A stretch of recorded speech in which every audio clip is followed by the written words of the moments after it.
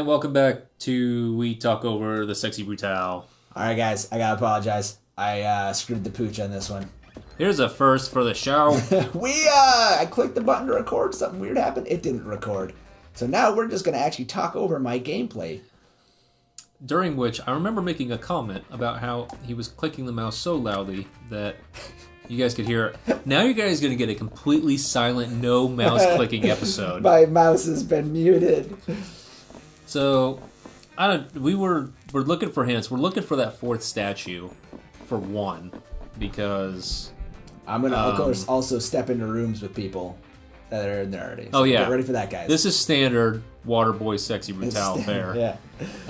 So we're over on this side of the mansion because we're looking to explore the rooms and fill in more holes, and I believe we do. I made a completely sweet, awesome. I made a sweet joke here about dying, but turning 160 degrees to your left first and falling on a table. God, the jokes you guys missed. I mean, so good. It was probably our best episode ever, and you guys. And it will never be heard. Oh no, lost. All these figures on my desk, they heard it. They're like, oh. We're going to take off more of our plastic clothing. Can they take off? I mean... The ones in the bedroom can take their clothes off. Yeah. Oh, my God. I don't have... Your fans have seen these, right? Like they've... Oh, yeah, definitely. Yeah, okay. I show some of them off in the lobby of my stream has a second camera. And so I'll either point it at the posters above and behind me, or I'll point it at the figures, or I'll point it at the monitors. So yeah, I think I've seen some of them before when I've tuned into your streams. Like, not all of them. There are some of them that I would love to. I don't know. I need to rotate them around or something like that. But some of them just can't fit underneath because there is a limit. Yeah. I think it's only 8 inches or something like that. Some of them maybe break YouTube's policies. No. Like but even then, here, like YouTube's. So this is where we wait, mapped these rooms. So there's one thing I want to see here though, because like we thought it was just a card underneath this glass, but when like watch this, is it? What is that? Know. We're about to reset time, but what is that? Is that I think it's a card from a different angle. Yeah. So we didn't go back there, guys, because it's just that we mapped out those rooms. There wasn't anything special. There wasn't a fourth spinner. So no, I'm spinner.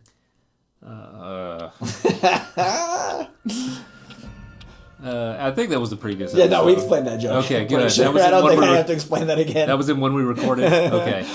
So, I will say, though, that figure right there, and I'll show it to you guys. I think I've showed it on stream before, when we got it, actually. That one right there. So, there was a game that I used to play.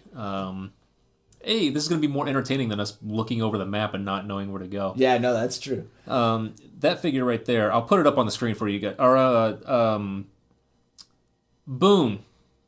Our editor, please put that up. So that figure right there is Levitin from a mobile game that I played that I don't even think it might still exist. I don't even play it anymore. I think it actually went offline though. I'll have to look it up. But it's just a pay-to-win mobile game. There are thousands of them, and for some reason, some figure maker decided to make that figure of her posing with her, like, leaning back on her sword with all her side boob glory going on. Mm-hmm. And so much side boob. I saw that was coming out. That's the only figure that Exis and I have actually pre-ordered, and I had to wait months to get it, but I got it when it came out. I'm so fucking happy about it, because that figure is one of my favorites of all that I have. So 2 lit up hearts. We're doing something right. Oh, I didn't even notice that we... Yeah, so the spinners are what we're going for, because we know that if we get all the spinners to turn green, that should save the guys from their fiery death. I mean, we hope. I mean, that's the point. So at some point in this episode, we're going to learn about... We're going to watch me walk into a room with people. That's what's going to happen at some point. That happens all the time. I think this is the point where I was kind of telling you, okay, let's go spy real quick. Yeah, yes. This is that one. We did actually just kind of kill some time while... I think we were talking about Marsha Lucas maybe when we were... Yes. All right, so that's something that kind of took the majority of the last episode. Fuck it. We're going to do it now. So Marsha Lucas is the reason why A New Hope, The Empire Strikes Back, and Return of the Jedi are as awesome as they are. The reason why Star Wars became a phenomenon, you have Marsha Lucas to thank for that. George Lucas's ex-wife. They were married. She divorced him in 1983 after Return of the Jedi came out. She stayed with him the whole time. But she told him, just, look, this is this is not working out. You were too insufferable during all of these movies. It kept getting worse. So I'm done. After this, I'm gone. And she absolutely divorced him. 83, I think it went into 84. So she was the one, though. This is where we see, really quick, as an aside, this is where we see one of the guards come in with an arm. We had already found one of the spinners without an arm, and this is where we learn. Where he has this is basically why we could not just replay the episode and show you guys, is because the game kind of just makes changes and, in a way, autosaves. We couldn't relearn. Yeah. So, He's so anyway. a dumb waiter these days. A dumb something. Restaurant owner. What is he talking? He's just telling himself a joke. So It's a bad joke too. Like this is the kind of joke where you're like, and then I found $20. So we're going. I talked over this before and didn't even know. But statues need to be set to hearts. There you go. Red words. They're important to you. So Marsha would be the one that would tell him, "No, you can't do this. Story, characters, all that stuff. They're not right. Let me fix this." And she actually did a lot of the work on the scripts, on all 3 scripts, all 3 movies. Had Marsha still been around and stayed with him, then it's very possible that the prequel trilogy would have turned out entirely differently. That even with the same actors, scenes would have been changed up. You may not have even had things like pod racing in it, but like so much stuff would have been changed around that it just would have been a better ride, I guess, to go on, something you were saying earlier. So it's a very interesting. There's a blog post that you guys can read if you want to Google it, but if you, I don't know what the terms are to search it for. Maybe I'll put a link in the description if I remember to, but it's a fucking long post about it, and it just goes through everything, and it's a really, really neat read about that whole interaction between the two of them. And a lot of it is basically she was what he didn't have in his later life. So there's a actual critic.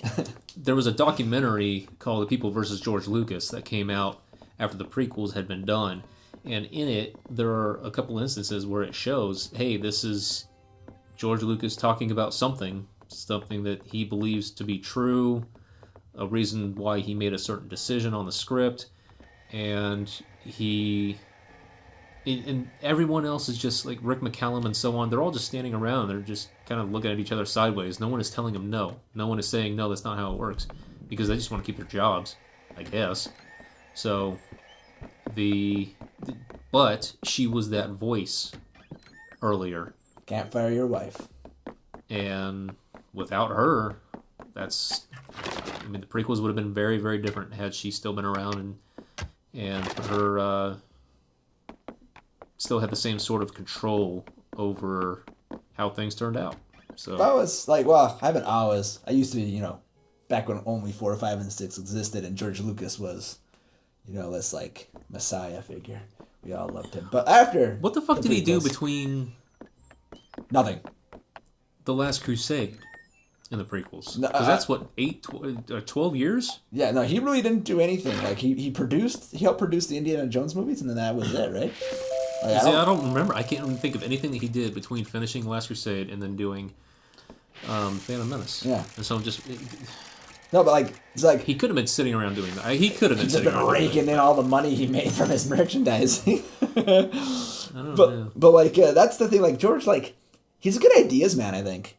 I think he is a good ideas man, but I just don't think he has it in him to write. That's something that I think that they brought up in the documentary, is that he admits himself that he can't do a fucking script. Yeah. But no one really took the reins and did it for him in right. the prequels. So yeah, he needed that person to just be like, no, you're doing this wrong. Let me help. But here we go. So we grabbed the arm for the spinner that didn't have an arm. No. We spun it to the correct setting. We're gonna go up here, and I believe we're gonna try to spin this, and then he's gonna see where I'm gonna screw this up again. Watch. All right, guys, are you ready? Watch, my face is gonna light on fire here, and I'm not gonna care. No, I think he comes in right after you or something. But anyway, maybe, so maybe you're going to spin it, but he's going to spin it. And so this is part of the, but shit gets messed up because people keep running around and people have been doing, I think I mentioned it in this episode, not the previous one. This is how good I am at video games. So then he spun it from the correct setting, but we learned that thankfully the timing was right so that this guy walks in. He's been running around and spinning this character, Aram, and so you have to do it either after he does or do it ahead of time and prepare to do it one spin short because he only spins it once and then he's done and he moves on. You notice that we got like Winston Churchill right here and then like the guy in the wheelchair is George Washington. It's like a who's who of political figures that never met in real life. That never, not even close. Winston knew of them, but all right, yeah, that was about it. All right, we're back to hearts. Moving on. Tested the fucking gears on that thing. Spin. You spin me right around, baby, right around. Continue the lyrics on that. Like a record, baby? Right around, baby. So It was only about a year ago that I learned that those were the lyrics. So, those things in movies or in songs where it's, I thought the line was this or that, and you just learn later on by looking at a lyric sheet or looking at a script or something, or just someone telling you this is what they say, and you're just like, oh, I always thought it was something else. For this song, I think Jessica Simpson did it, a cover of it, but even when I'm listening to the original, I thought it just sounds like spin me right around, blah, blah, blah, like a pregnant baby. And I know that makes no fucking goddamn sense, but that's what I fucking heard. So... Wait. Why is a baby pregnant? I don't know. That's why I thought that's a weird lyric. But I never went and looked it up. Well, so then know. I think I asked Exis a year ago or something, and she corrected me on it. So we have to learn a password. So we determined at the end of this episode, which we're coming up on, that the correct play here is to... So that ghost up there wants a password. We didn't learn anything talking to these two yahoos. We just keep learning. They just talk more bar stuff. So something that happened in very, very early on in our playthrough, one of the first episodes. Since I've played the game, I knew who it was. Waterboy didn't, but one time where he was in this room and leaving through the right side. Was it left side or right side? You were leaving through the right side. Well, I don't know what side you thought it was. I was supposed to probably do the right side. No, you were leaving through the right side. Aram came in the left. You didn't know who it was, but I did. But it's just, he comes into the barn and wastes a little bit of time. I remember him making a comment on the candle that's in there. But he spends a little time in here, and I believe it includes going through the top. That door that we're trying to get into at the top left of the bar, the one that the ghost is guarding right now, wanting a password. So we kind of ended this episode with a plan of, all right, so we're going to stick around here. We're going to go ahead and reset or sync up with one of the clocks. Yeah, this clock. And we're going to hide in the wardrobe or whatever that's in that room so that we can hear what he says and hopefully learn what we need to do to proceed. That's the plan. That's the plan.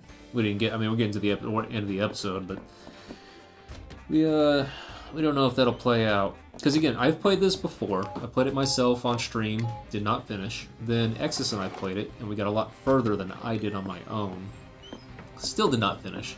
Even so, I don't remember. So just a lot of things I don't remember. So that's where we're at. So see you next time. And hopefully I won't screw this up. Oh, we're done talking. Bye-bye.